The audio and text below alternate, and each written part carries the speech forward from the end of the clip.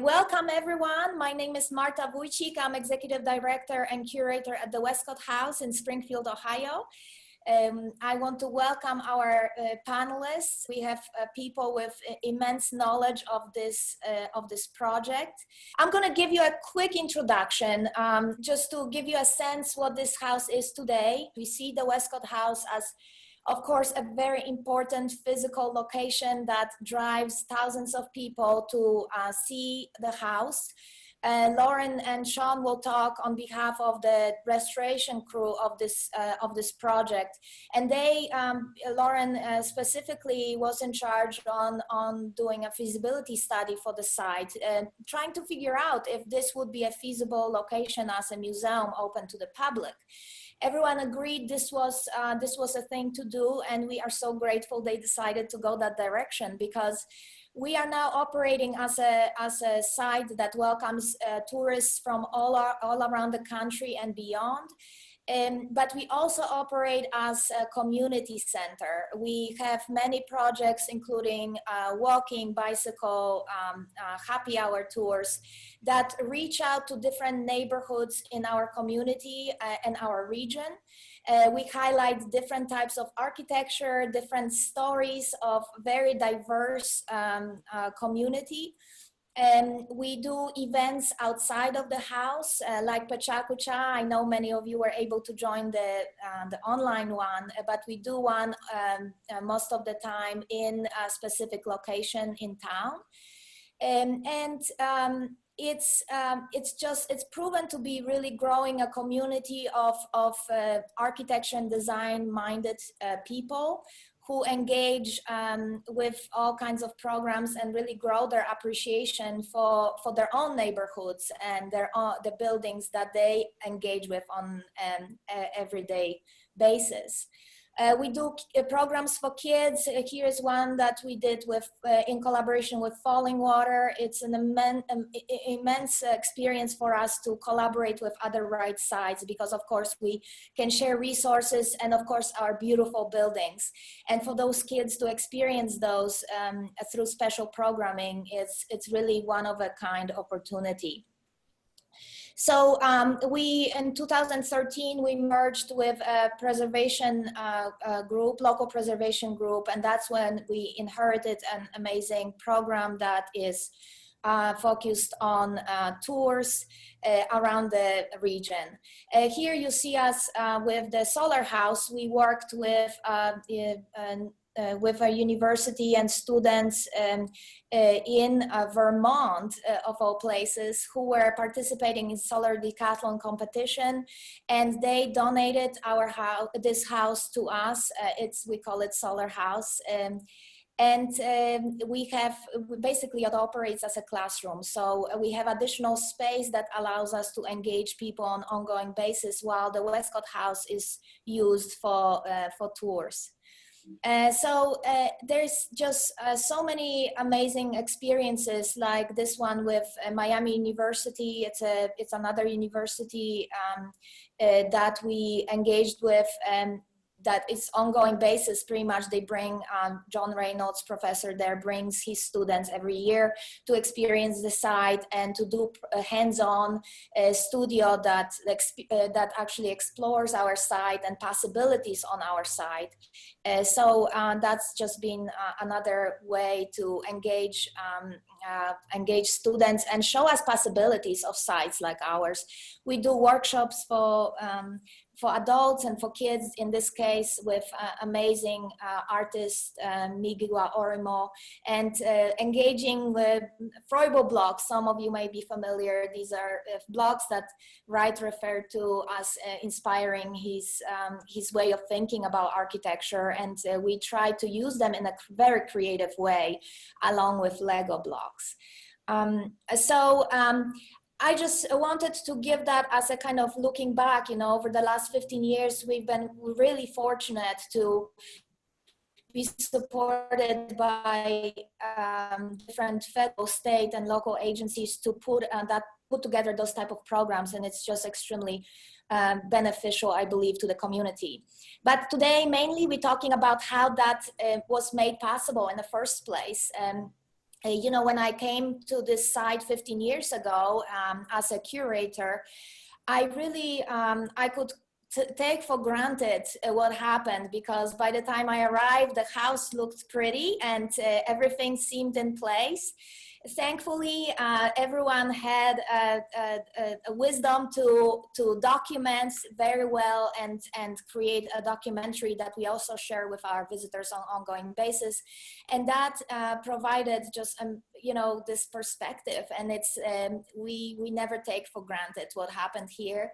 And our visitors, quite honestly, are in state of shock when they see our documentary, just because it took a lot of optimism, I have to say, to approach this project with determination that this group of people did. So I want to introduce our panelists, and we will go from, I'll give a chance for everyone to speak, and then we're gonna open it to Q&A session.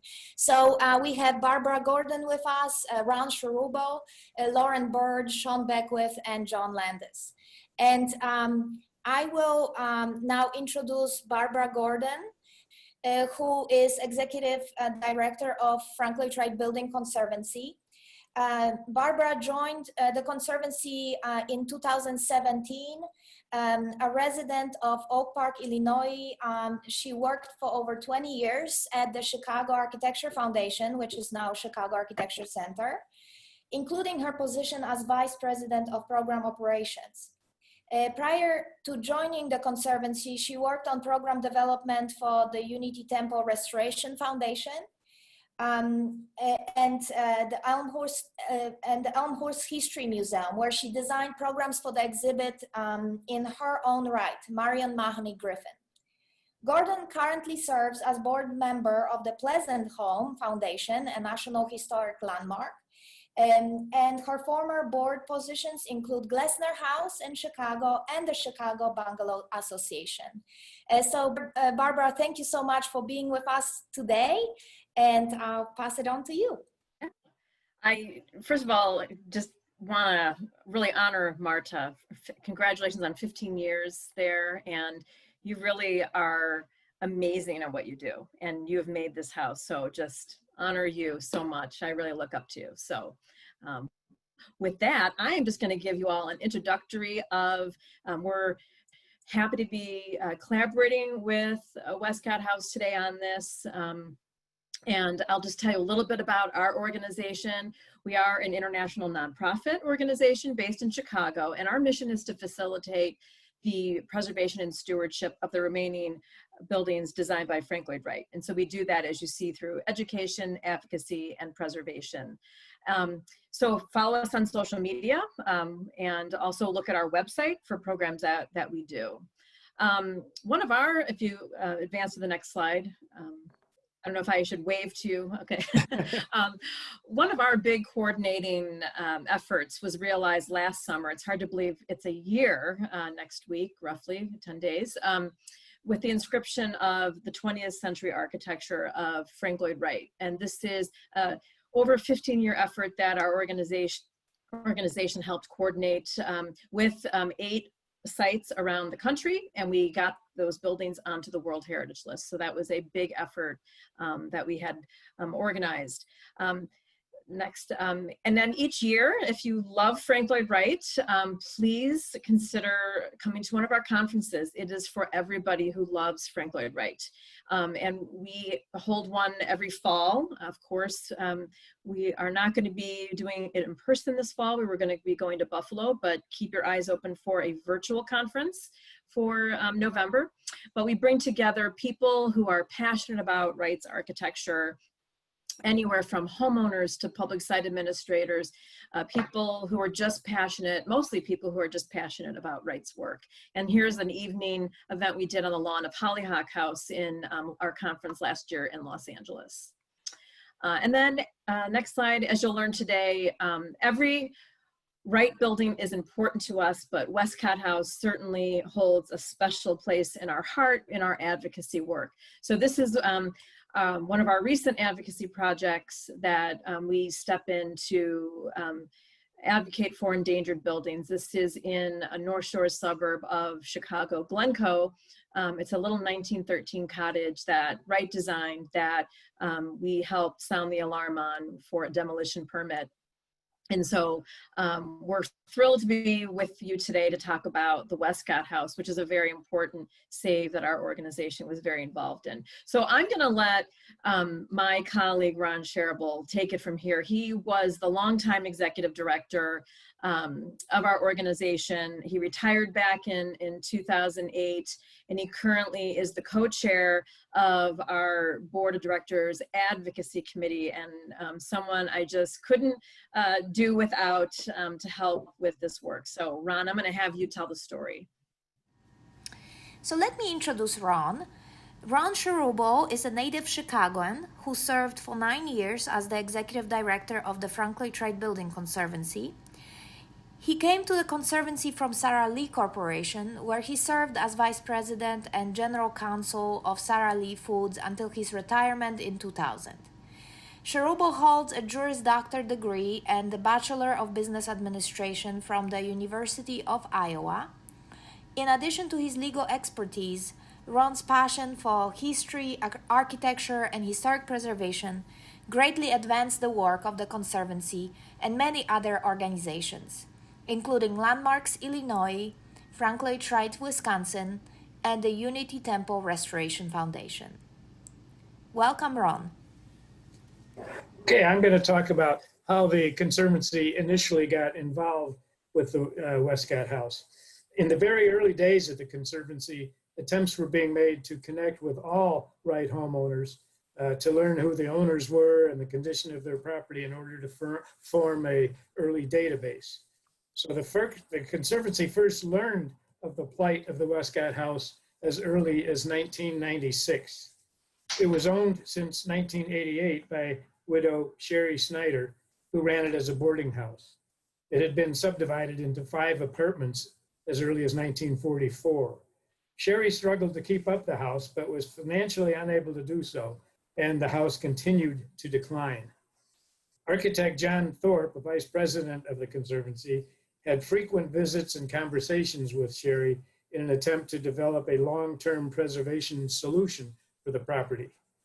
In 1997, John Thorpe and Craig Henry, an architect from Ohio State University, and local enthusiast Matt Klein met with Snyder to assess the condition of the property and develop a viable stewardship plan.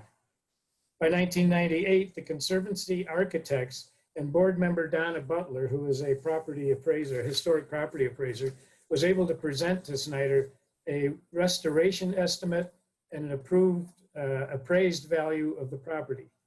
And periodic contacts and conversations with Sherry continued throughout this process.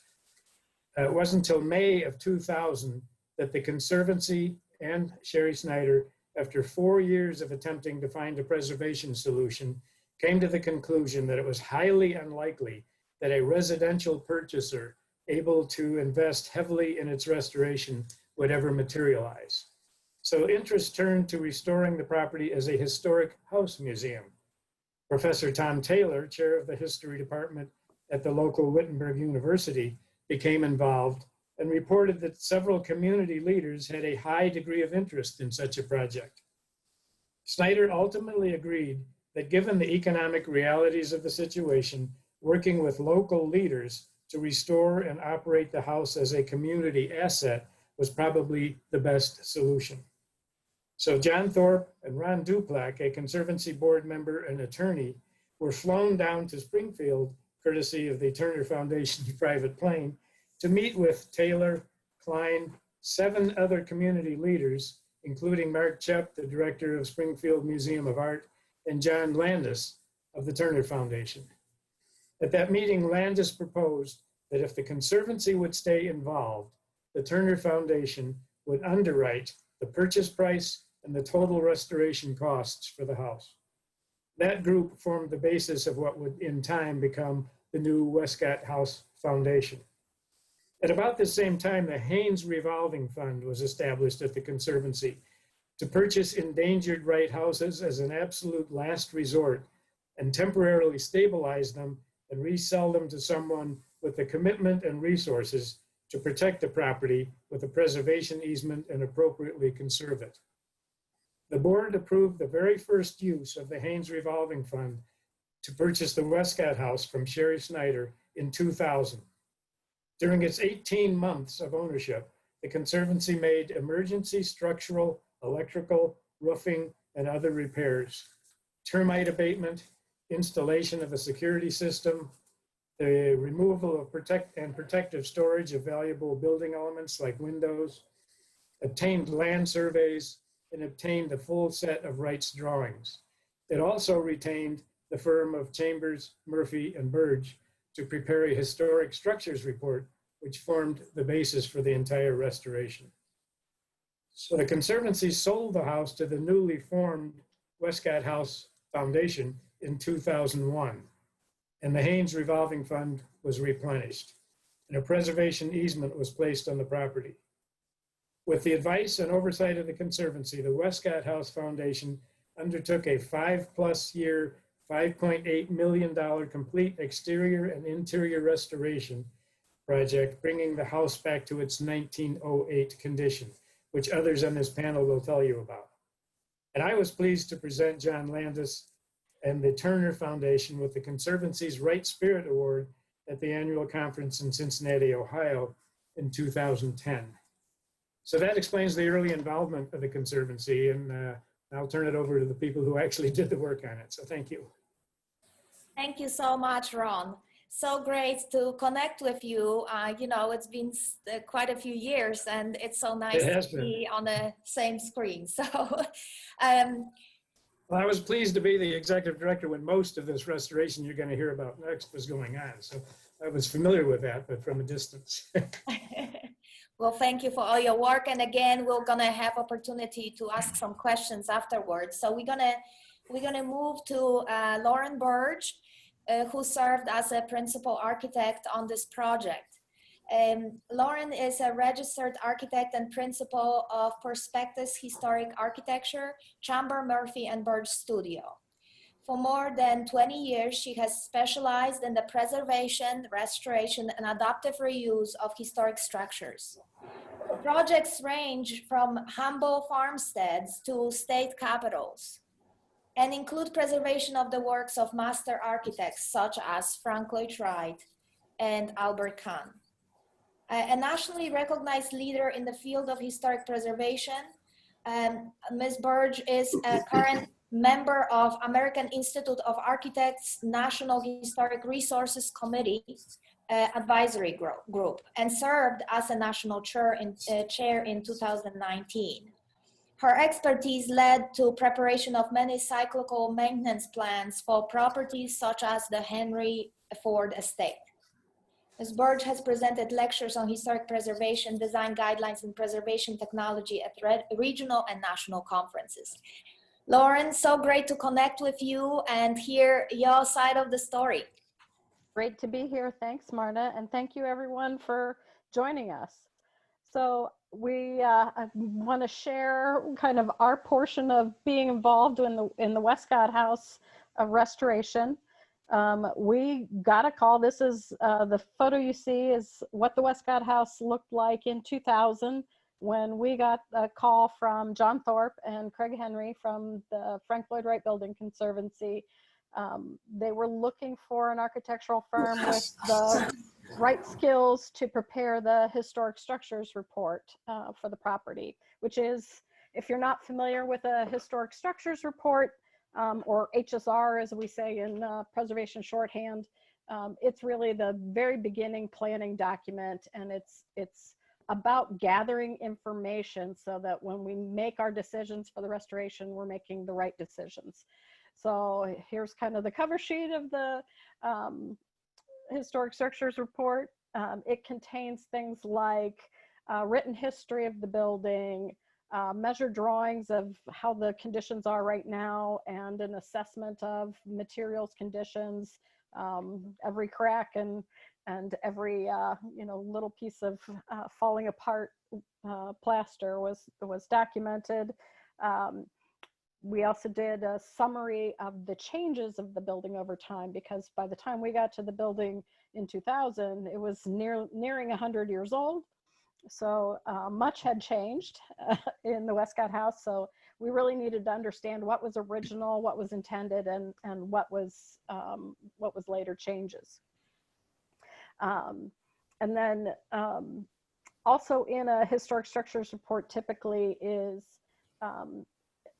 drawings to illustrate how it can be adapted for its new public use, because we knew, very early on that it was already acknowledged that it couldn't be a single family house anymore.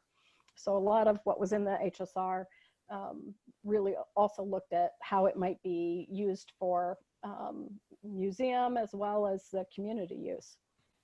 So here are some of the documents that we had available to us. We had actually 2 sets of original Frank Lloyd Wright drawings, one that had been handed down owner to owner through the years, and one that was from the archives at the Frank Lloyd Wright Foundation in Arizona.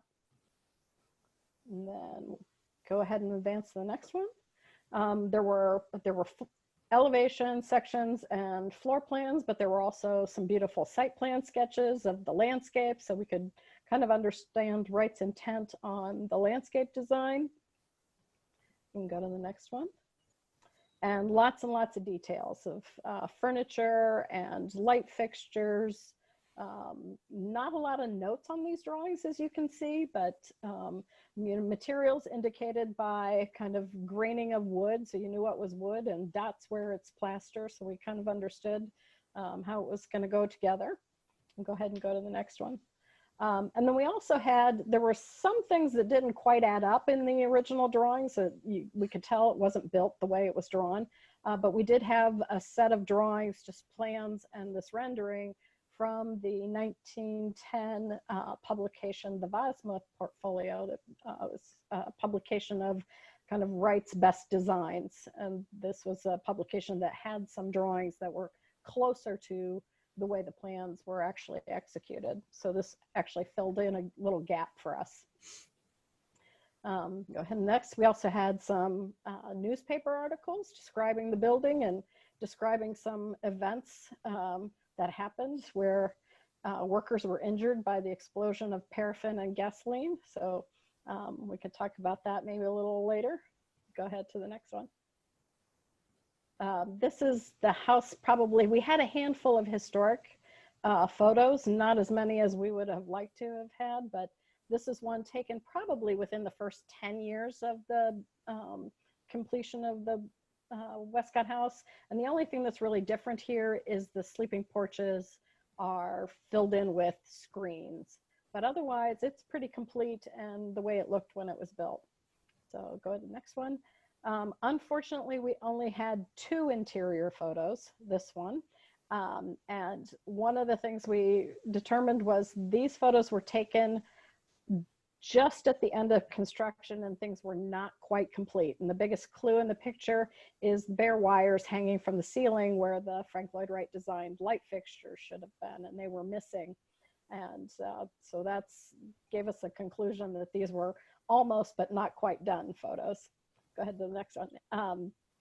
And then this is the second interior photo we had, must have been from the same photo shoot day, because the bare wires are hanging down in this one.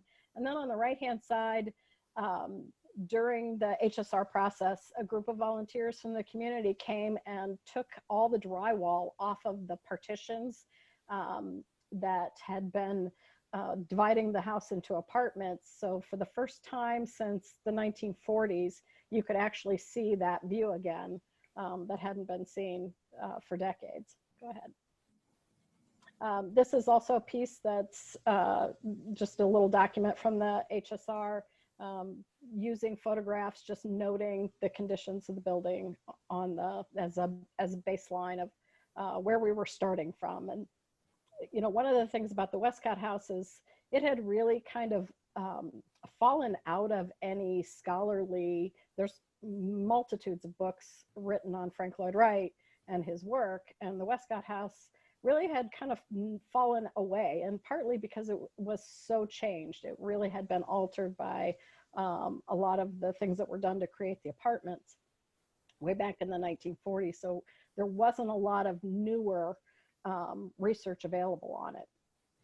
From this point, the HSR kind of was complete, and things moved into two tracks. One was emergency stabilization, which construction documents were done to just do the structural repairs and the roof repairs.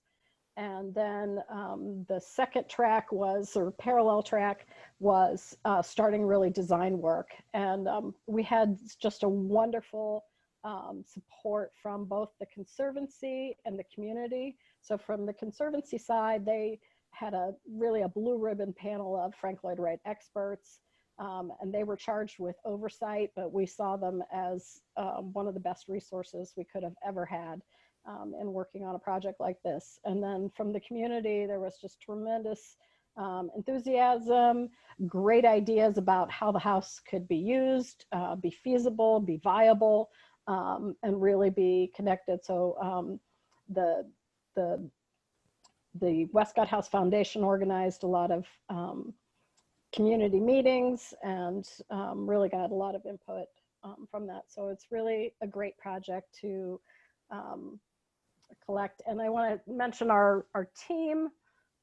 It was ourselves, and then we partnered with Schooley Caldwell Associates, who we had worked with, very fine firm we had worked with on several other projects. We had Elwyn Robison doing the structural work, Carol Yetkin out of Chicago and her firm doing landscape design, and a local engineering firm, Hoppus Engineering, working on the site engineering. So this is sort of the schematic design plans, talking about how the state of the house as it was and making decisions about where it was going in the design. And then the next slide is, after that's done and finally through and approved by everybody, we did construction documents. And the construction documents were, hundreds of pages of drawings, everything from heating systems and landscape and flooring and walls and partitions and furniture and light fixtures. It's a huge, huge set of drawings that had a lot of people participating in putting that together. And then finally, we go to construction. And we got to be on site for quite a bit of the time during construction, made regular site visits and working with our wonderful durable slate restoration or durable restoration group. So that leaves it to Shawn. Thank you so much, Lauren. I have actually myself a number of questions for you, because it just seems like such stressful position to be in, with so many moving pieces and such a big team too to manage. I just can't even imagine how difficult that is. So we're glad you persevered and made it into such a magnificent destination. And so to the next presenter, Shawn is. I remember when I first came here, he was here nonstop, and really his passion for doing this project and every little detail showed immediately. So we are so fortunate that he was involved. Shawn Beckwith received a bachelor's degree in agriculture with a minor in horticulture from the Ohio State University. In his 12 years at the Durable Restoration Company, he performed and managed treatments to over 50 historical properties, with dozens receiving awards in Ohio, Florida, and Georgia. While in Florida, he served on the boards of Nord Brevard Heritage Foundation, the Heritage Preservation Trust, and Volusia County Historic Preservation. Later, he provided stewardship to buildings at historic Brattonsville in South Carolina and assisted with the Revolutionary War Trail and master planning. Most recently, he served as a preservation manager of 12 sites in Maine and New Hampshire for historic New England. Beckwith has a unique connection to Wright's work. His cousin was Nancy Boyd Willey, an original Wright client and the driving force of the Malcolm Willey House in Minneapolis. So thank you so much, Shawn, for being with us. And I'm going to pass it on to him. Well, great. Thank you, Marta. I really appreciate that. And I have a script here, and I'll clue you in when to go to the next slide. I would like to enthusiastically thank the Westcott House Foundation for including me in this discussion. It reminds me of how Nancy Boyd Willey sparkled when she was 80 in the 80s, as she would prepare for a lecture with Edgar Taffel at the Guild Hall in East Hampton, New York. Both of us shared similar capacities as construction project managers of a Frank Lloyd Wright property. History does have a way of repeating itself. To put into context this first slide, the design team invited the Durable Slate Company to competitively bid on phase 1, the roof, selective demolition, and structural stabilization. Unique historic tile roofs and intricate box gutter replacement is a core expertise of the Durable Slate Company. This slide shows Corey Benton of Durable Slate with new wood, sister to the old original roof and box gutter framing, a typical action performed on this, the carriage house, and the main house. Durable Slate is well versed in historic building construction and adhering to the Secretary of Interior standards for treatments to historic properties. This is showing maintaining as much original fabric as possible, a requirement for the project. In the next slide, you'll see the silver-colored, turn-coated stainless steel box gutter system that surrounds both buildings. Here is the Durable crew, and I believe Herman Jeffries and Bill Corn and others are installing the custom sized and colored clay tile. Matt Klein, the owner's representative during the renovation, found an original clay tile in the attic space of the addition during its selective demolition. We continued with phase 2, which addressed the front facade of the building. Upon completing phase 2, we had a sound working relationship with the owner and the design team that we were asked to enter into phase 3 with a special contract, which was a contract manager at risk with a guaranteed maximum price not to exceed. This allowed essentially me to spearhead the bidding and finding missing components up front to speed the project along and not to reinvent the wheel. The next slide is an example of what is behind the walls and clues found, only removing what was needed in original materials to accomplish that goal. Such items as diagonal exterior sheathing, horizontal lath with plaster keys, vertical black insulated heating lines installed by Houck Brothers, cast iron and copper plumbing by Aggressive Mechanical. On the right, the clues in the plaster from top to bottom. The walls now revealing the gold and yellow paint above, gray plaster where wood trims selectively removed and labeled will be reinstalled, the latex paint removed from the brown encaustic wax plaster finish. The blue represents the ghost marks of the buffet, showing it was originally installed before the encaustic paint, confirming the location of the buffet in the historic picture. The next slide shows one of the painters tediously removing paint.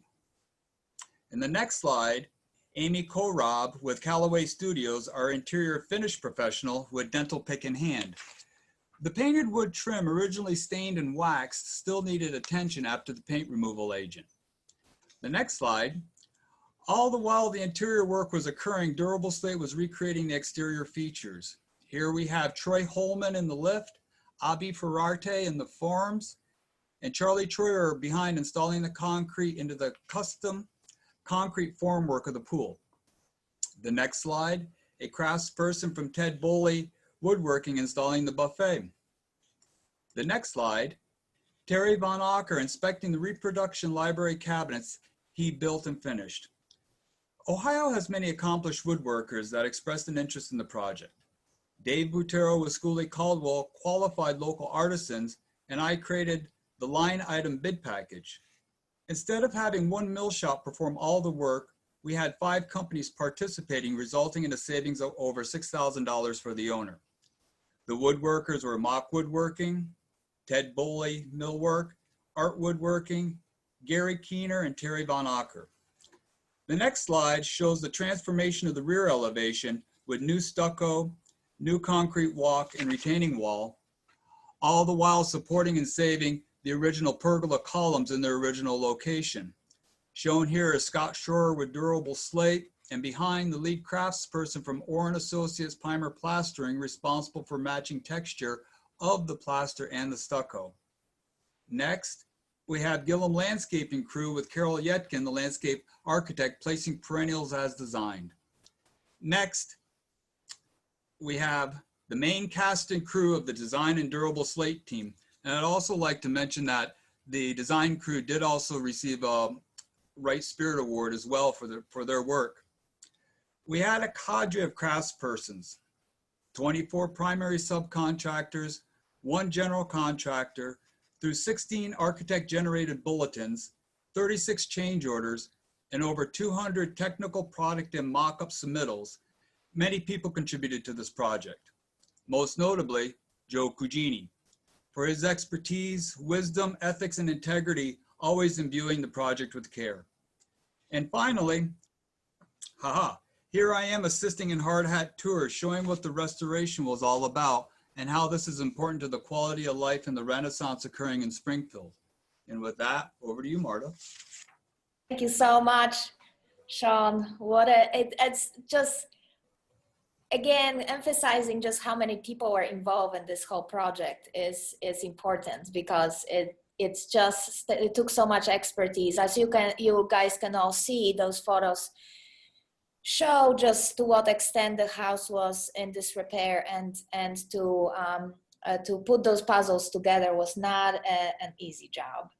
So, you see, that's what it takes, an optimism, exactly. an eternal optimist. So we are moving to John, and he's our panelist who will talk from a different perspective, from the perspective of a founder.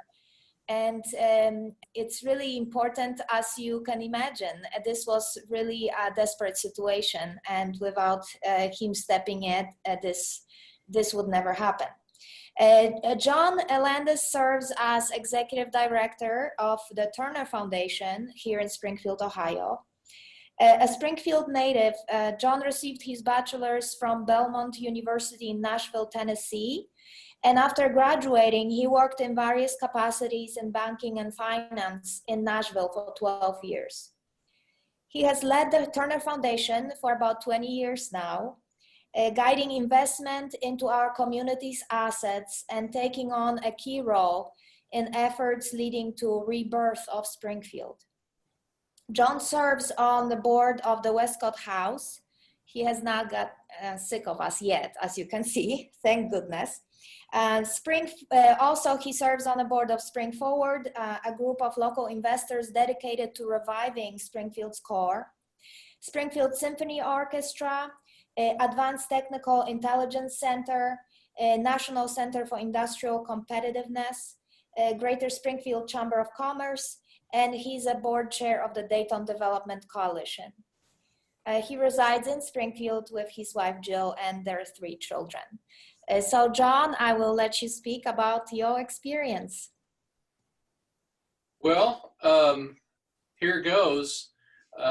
You know, you've had the opportunity to hear the people who really did the work and had to make the decisions day by day, very specialized in their interests. And now you're going to hear from a real generalist. In my case, I was called in once a month to take care of the bill that came from all these specialists. So I'm going to kind of go back. Number one, I don't know how many of you are from the community, but I want to tell you really quickly about Springfield and the reason that this house is so important to us, because Springfield is really the reason I moved back to town from Nashville. And it's the heart and soul of the reason I am here and am as involved as I am. Springfield is like so many other mid-sized Midwestern towns. We probably peaked out in population in the late 50s or early 60s at 83,000 people. We're now sitting at about 59,000.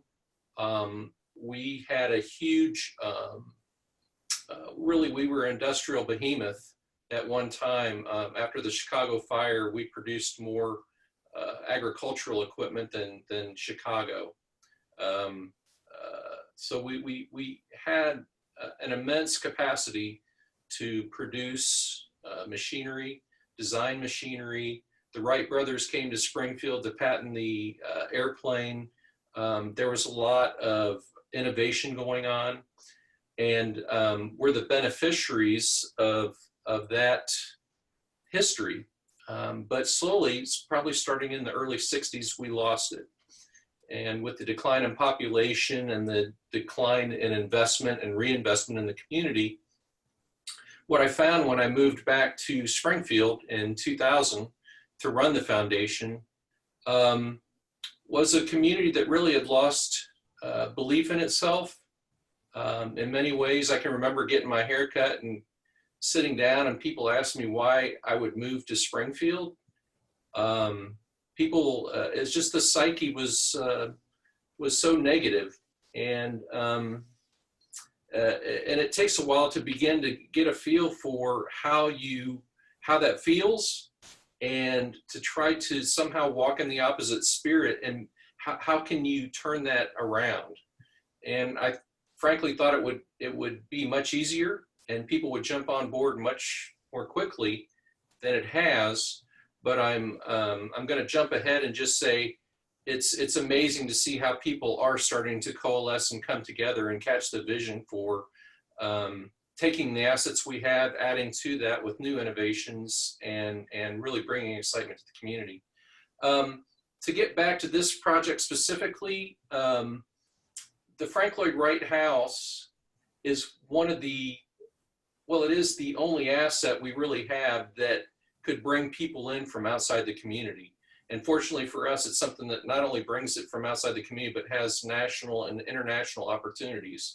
So having Marta as our leader, who has begun to really nourish that, and we're seeing some of these ideas bloom, and it's not only creating incredible new ideas and stirring up young people to get excited about what we have here, but it's bringing money in because we're getting tourism from across the country.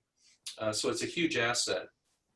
I will say, as I was doing some research on this project, pulled my files out, and I found something. I actually sent them over to Marta. I don't know if she's had a chance to look at them. But my grandfather, who left the money for the foundation, had started something much smaller back in the early 90s, and he invited me into it along with my mother and my aunt. And we'd sit and talk twice a year about what he wanted to do in the community, and allowed me a couple of years in to throw out some ideas. And one of them actually in 1993 was the Westcott House. I had, with my mother, as we would travel through town, probably when I was in high school, would tell me, that's a Frank Lloyd Wright house. And of course, it didn't mean a whole lot then. It looked unique, certainly, but I didn't understand the depths of it till I took an art history class at college, and it was like, yeah, I think we have one of those in town. That's interesting. And so it really piqued my interest, and I started digging into that. And I came back in 1993 and suggested, by looking at the house, it seemed it was deteriorating. I was concerned about its future, and maybe we should try to do something about that.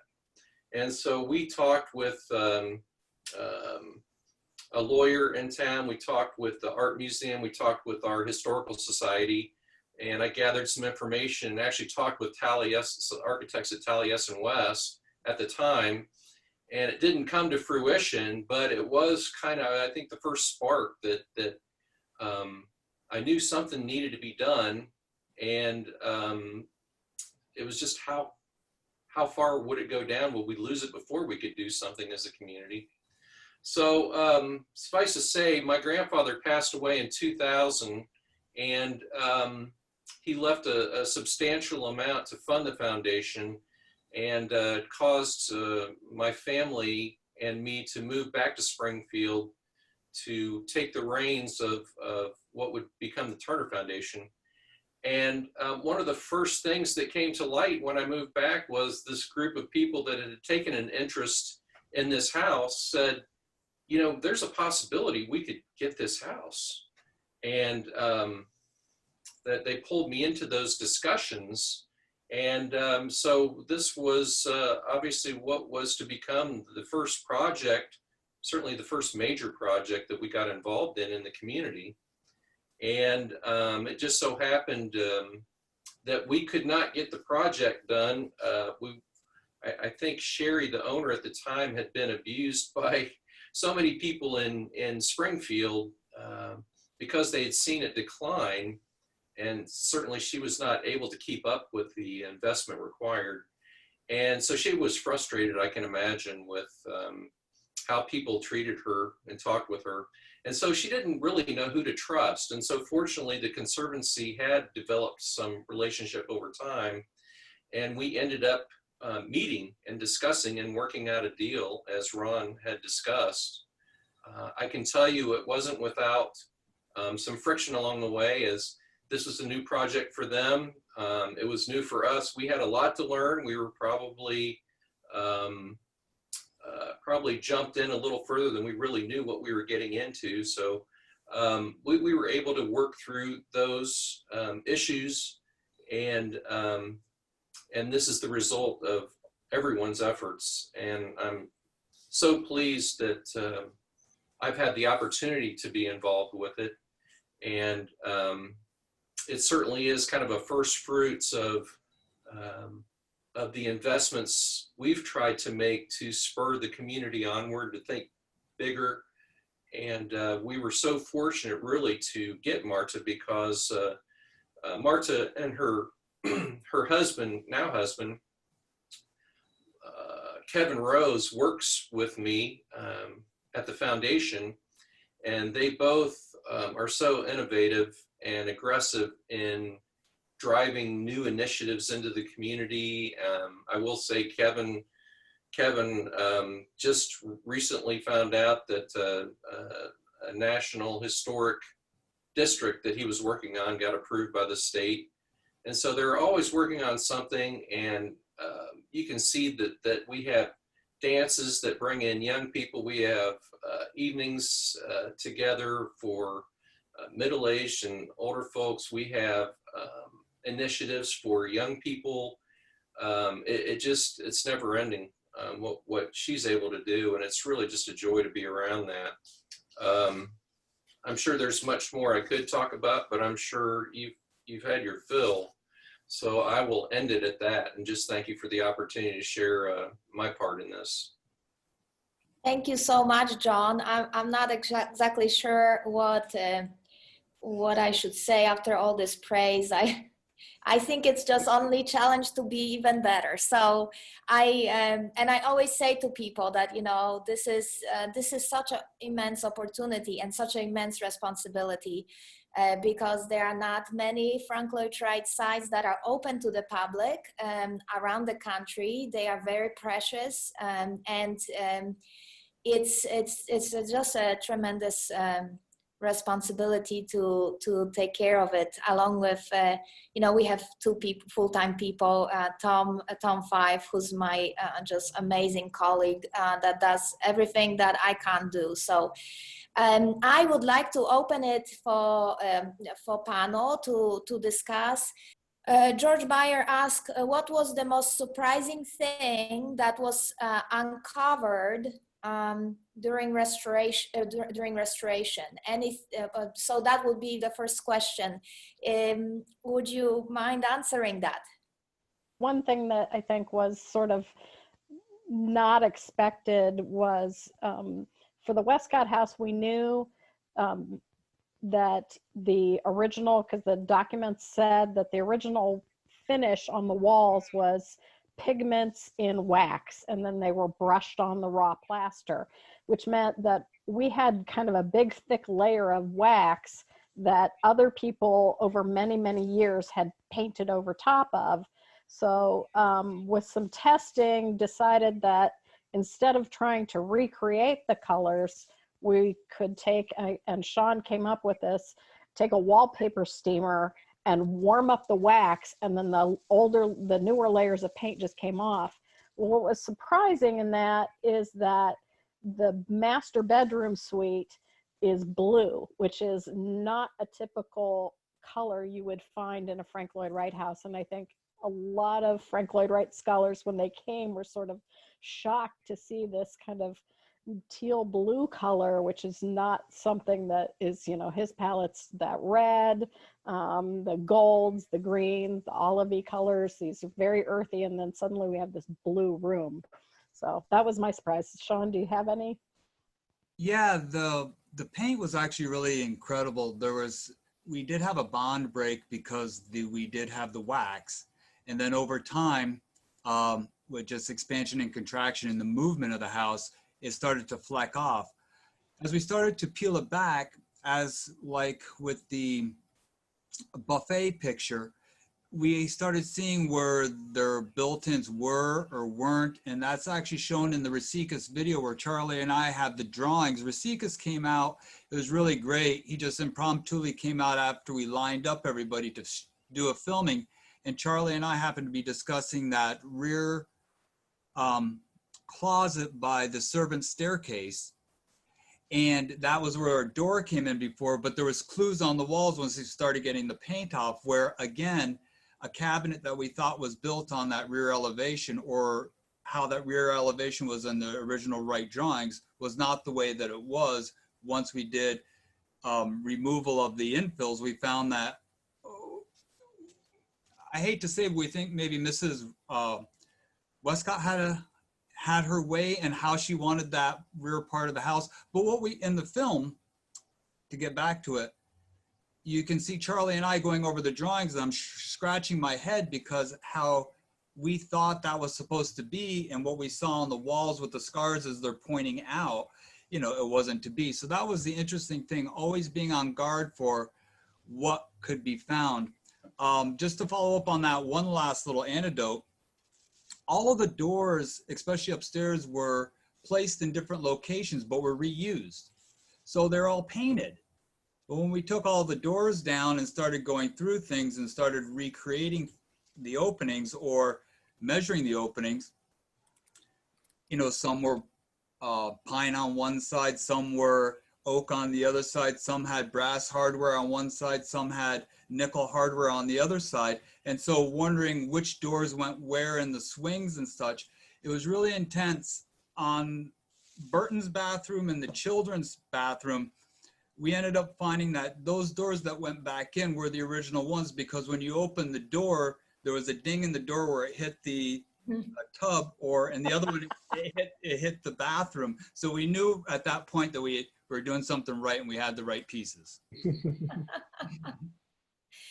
Well, you know, it's someone also asked, I think that came from George too, if anything that still needs to be done, anything big.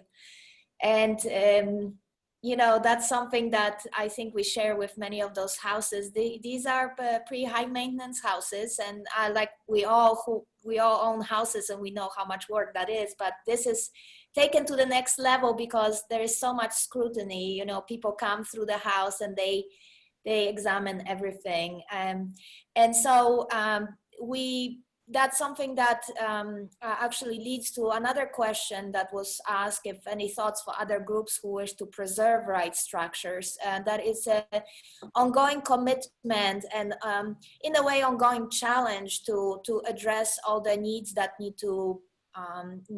that this house requires. And we are really working now on growing our endowment, because we think long-term this house really requires reserves for ongoing maintenance. We had a few years that, you know, we've been paying our mortgage related to restoration, and it's a great just the grand task of making sure that we don't go on with deferred maintenance for too long. Of course, ideally, we address everything as it comes. And just last year, we had to repair extensively our pergola. That was a big project that happened, pretty much rebuilding it because there was some extensive damage, even over 15 years. Because some of those, like stucco, there are some surfaces that had to be restuccoed because, frankly, Wright did a fair share of extravagant moves, shall I say. And stucco, flat surface stucco doesn't do well in the middle of the winter in Ohio, and so does some of the wood. And we also learn as we go. So it's definitely a really complex issue, and I definitely need to talk to Lauren more about the maintenance plan, because that's definitely what we need more to plan ahead. So another question I wanted to direct to you guys. Let's see. Is there anything that we could speak of in terms of accommodations that we are doing and the impact of COVID to our public education and programming? And I wanted to ask Barbara, from your perspective, also in broader Frank Lloyd Wright world, how we've been as a group dealing with the pandemic and responding to it at all different sites. You have a great insight on that, I'm sure. It's interesting. Our organization every 2 years brings together all the directors of the Wright sites around the country for a meeting, and we meet at Wingspread. The Johnson Foundation at Wingspread hosts us for a lovely 3 days of talking about issues around running and preserving these historic public sites. And that was supposed to take place on March 15, 16, 17. And so it was even, up until that Tuesday before, as everyone's getting ready to pack to leave, we didn't know if we were going to be meeting because of everything just happening. Every 6 hours, life changed. So what's interesting is that, of course, that week, everything closed down. And we all said, well, we had Tuesday scheduled where we're going to meet. Why don't we just all meet? So we had one of our first Zoom calls and all learned what our next 3 months were going to be like. And out of that, the two people who were going to be presenting on social media said, you know what, why don't we do a social media partnership among all of us, because we can't open, but we've got to let people know what's going on here. And so we as an organization helped host our Wright virtual visits, which was a swap between 2 sites every week, and multiple sites did it. We got such great visitation. And what was neat about it is that Westcott House, for instance, was partnered. Tell me an odd partnership you would have never partnered with to introduce their audience to Westcott House, maybe like the Gordon House or something in the Northwest. And so these wonderful connections were being made. And in fact, the group just met this week, and they're going to be continuing with a new theme now that we're slowly reopening. We've had meetings with them hosting ideas of reopening strategies. What should we be doing in terms of now the cleanliness is a totally different way of cleaning. How does that affect woods or fabrics? And so that is being discussed and shared. Everything from that to, do you extend memberships 3 months? Do you, all sorts of questions that we're hearing everyone grapple with.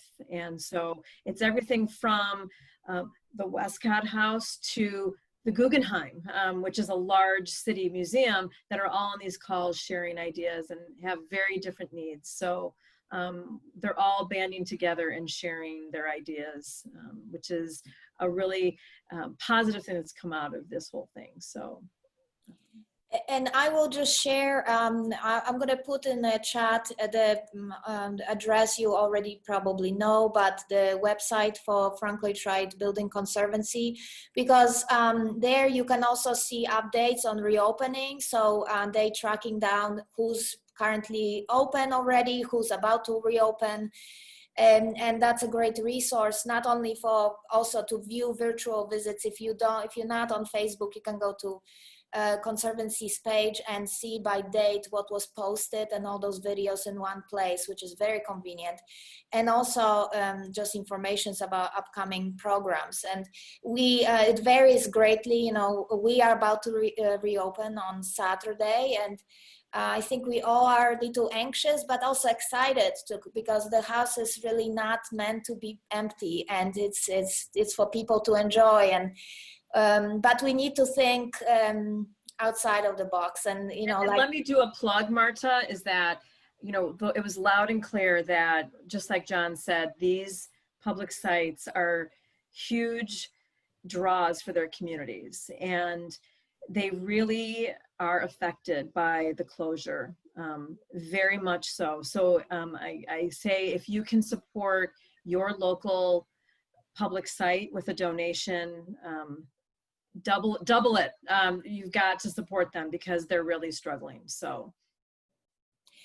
yeah, you know, we always kind of try to boast about our economic power, our serving as an economic driver. I mean, it's you come here on usual Saturday in the summer, and you just glance at the registration plates, and it's just incredible what Frank Lloyd Wright name means and what magnet it is for everyone. And so then, of course, it has a ripple effect for the whole community. And this is all, you know, we all love to remind people of that. However, when that stops suddenly, but this highly unusual situation, it really hurts us, because we, and of course different sites vary, but we have about 40% of our operational income comes from earned income, such as admission. So we really hope to, you know, recover, but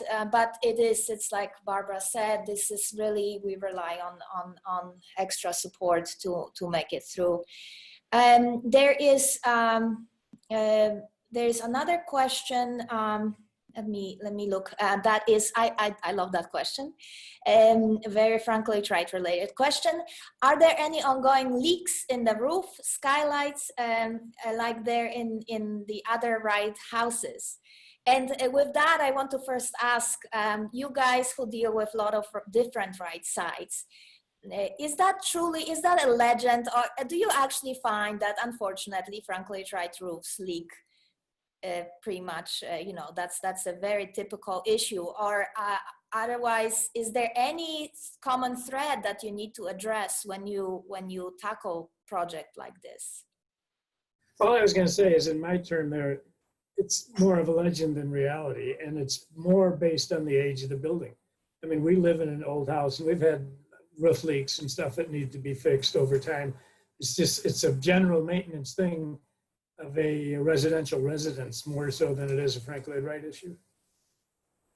I would say also that, and my colleague John Waters, our preservation programs manager, I'm taking this from you. He often finds that working with different homeowners, the prairies have in general old house problems of deferred maintenance, old houses.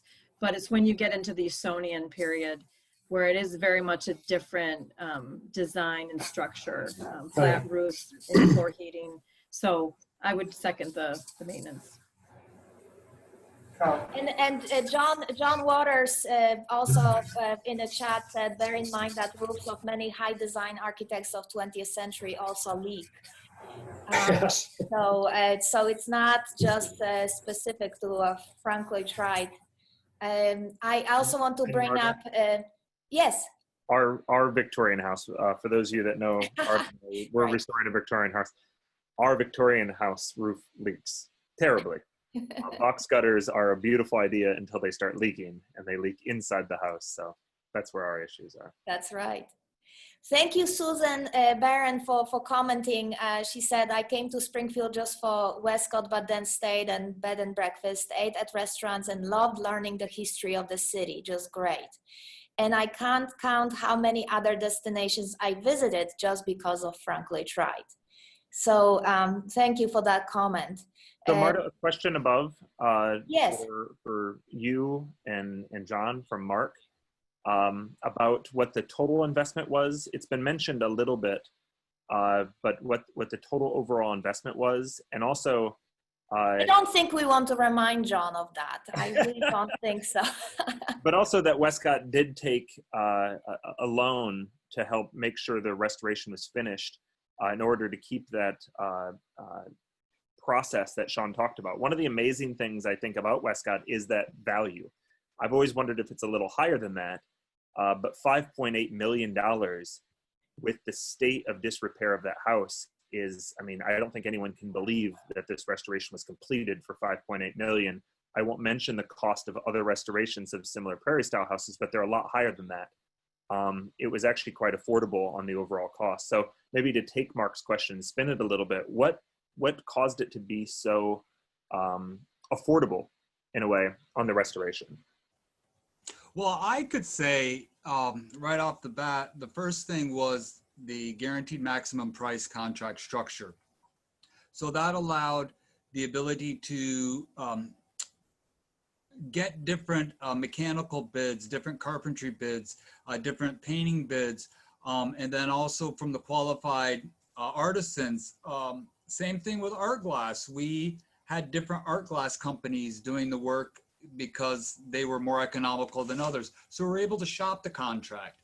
The other thing was that we were very ingenious and inventive with having the wax finishes, you know, with Amy coming up with her great ideas and her knowledge of using the pigments and the waxes and stuff actually was a lot more economical than what the original budget was. And I would like to have to say, according to Bob Lubbersedge, we didn't have an overrun on this project because we did not spend the entire contingency.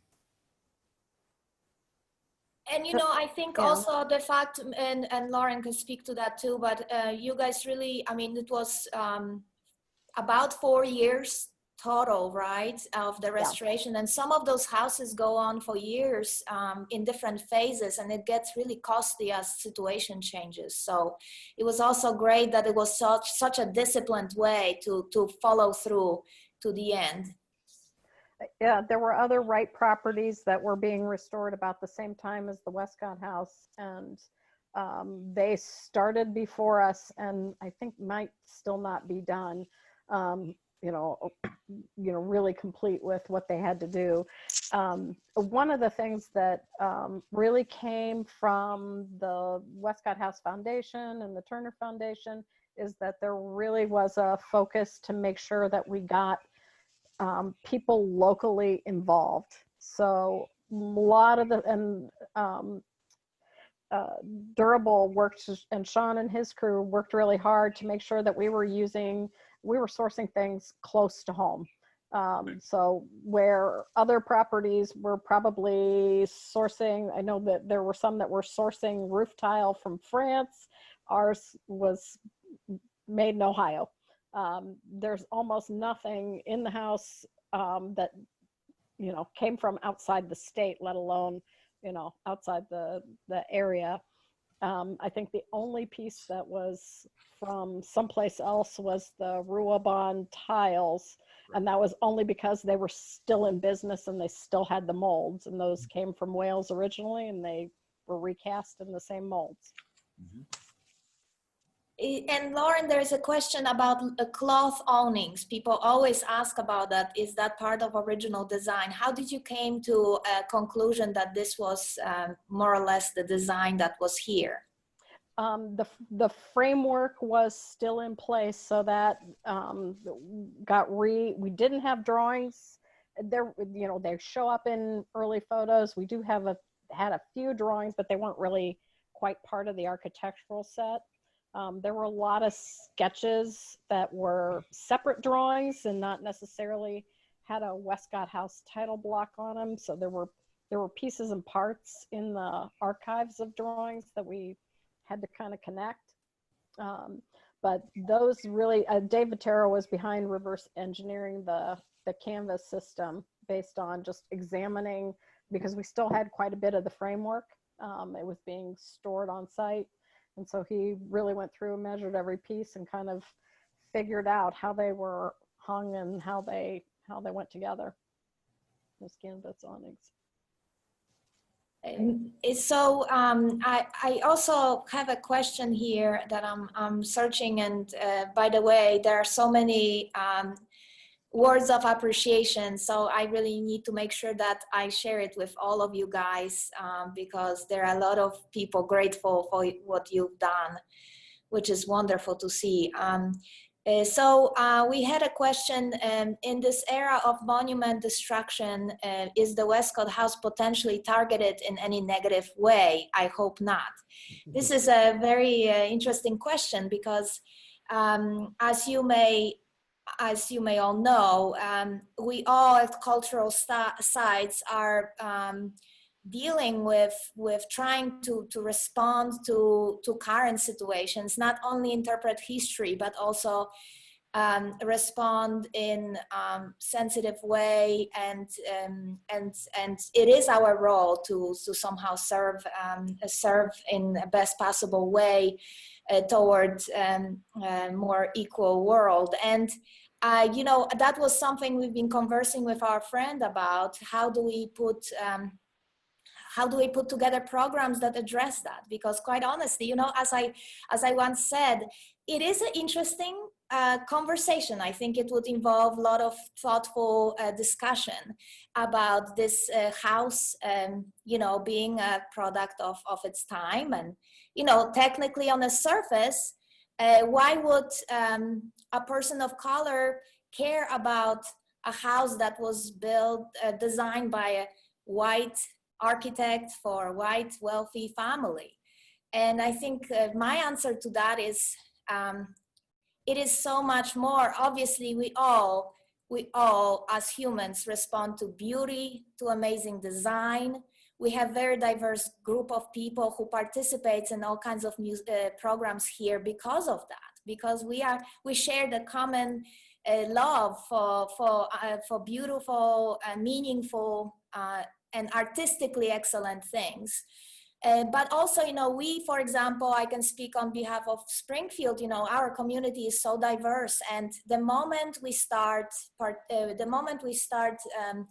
partnering with Springfield's public schools, we serve all kinds of kids, and it's wonderful, you know, to fill this house with kids of all beliefs and ethnicities, and it's just and that's our role. I think that's why we insist on doing programs that go beyond a basic tour, to provide those experiences and open up to everyone.